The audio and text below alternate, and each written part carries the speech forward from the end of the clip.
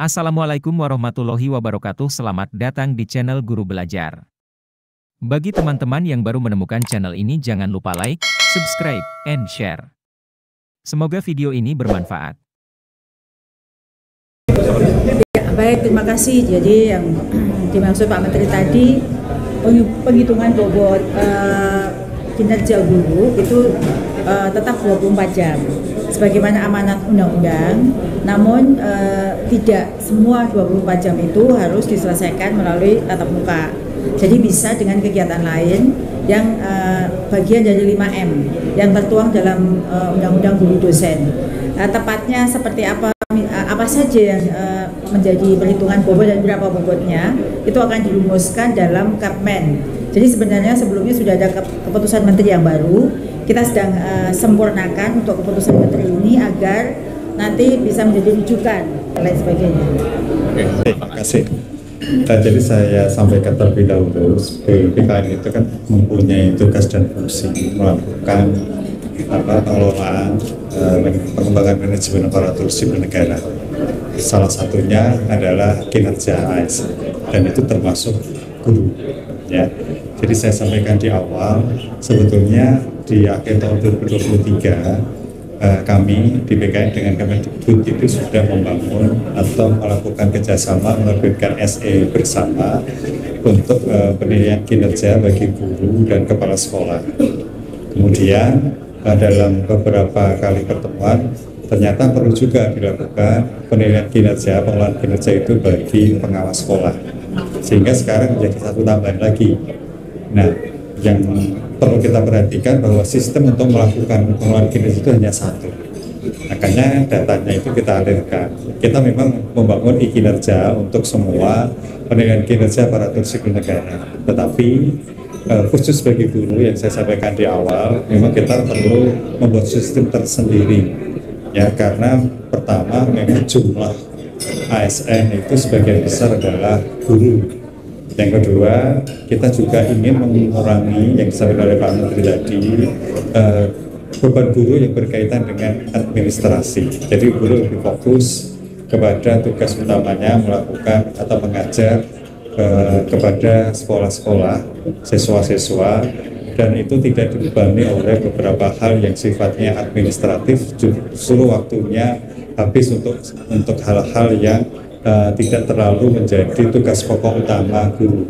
Pak Menteri sampaikan administrasi itu tetap penting, nggak mungkin kita tinggal ke administrasi, tapi itu jangan sampai membebani guru. Maka sistem kita desain, makanya yang sifatnya upload dan sebagainya itu ya kita kurangi, bahkan kalau misalnya itu tidak perlu ya tidak kita lakukan. Yang penting kita ingin bahwasannya sesuai arahan Pak Menteri di beberapa kesempatan guru harus fokus kepada tugas utamanya yaitu mengajar.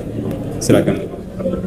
Mungkin saya tambahkan yang berubah ya Mbak ya. Jadi kalau sebelumnya itu berbasis poin. Jadi poin masuk ke guru, Kemendikbud dan Kemendikdasmen dan seterusnya masuk itu harus memenuhi 32 poin. Setelah itu baru dia bisa masuk ke pengelolaan kinerja. Sekarang enggak. Begitu masuk dia langsung bisa melakukan perencanaan kinerja. Lalu sebelumnya itu ada dokumen akutabilitas. Ada 4 dokumen akutabilitas yang harus diunggah oleh setiap guru. Misalnya rencana pembelajarannya, kurikulum KOSP-nya dia, modul-modul yang dia buat sebagai pendukung perencanaan pembelajaran. Sekarang tidak diunggah, bukan berarti tidak buat, tetapi diverifikasi oleh kepala sekolah. Nanti kepala sekolah tidak mengunggah, tapi dia tick mark, misalnya Nunu guru sejarah SMP 1 gitu ya. Saya membuat perencanaan, kemudian membuat dokumennya diserahkan kepada kepala sekolah.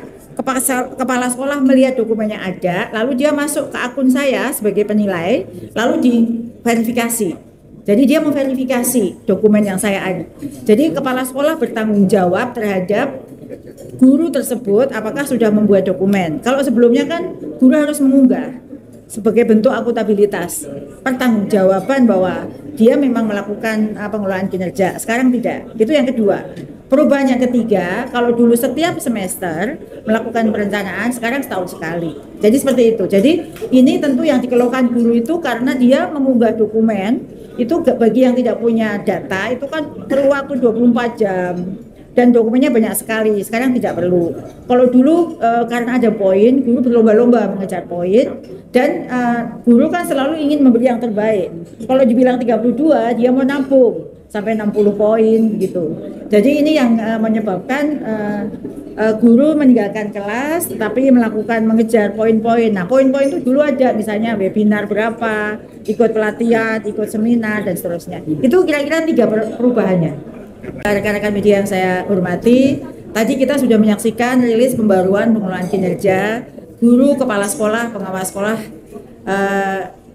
tahun 2025. Jadi ini akan dilakukan mulai perencanaan kinerja guru, KS dan PS di tahun 2025. Dan bersamaan tadi juga sudah ditandatangani surat edaran bersama antara Mendikdasmen dengan Kepala BKN. Harapannya surat edaran yang sudah ditandatangani dipakai sebagai rujukan bagi semua stakeholder pendidikan dalam melakukan bersama-sama penilaian kinerja buat ASN di daerahnya masing-masing, baik guru, kepala sekolah, dan pengawas sekolah. Harapannya juga setelah ada rilis ini, guru melakukan pengelolaan kinerja dengan lebih nyaman, tidak terbebani dengan beban administrasi, lebih fokus pada pembelajaran berpusat pada siswa, sehingga pengelolaan kinerja yang mudah, bermakna untuk semua dapat kita wujudkan. Terima kasih. Rekan-rekan media, jadi dengan adanya SET ini tentu kita patut bersyukur ya, ini menjadi pedoman. Jadi kita ingin mempunyai standar dalam melakukan pengelolaan kinerja guru. Kita tidak ingin sekali lagi guru itu dibebani oleh hal-hal yang sifatnya administratif.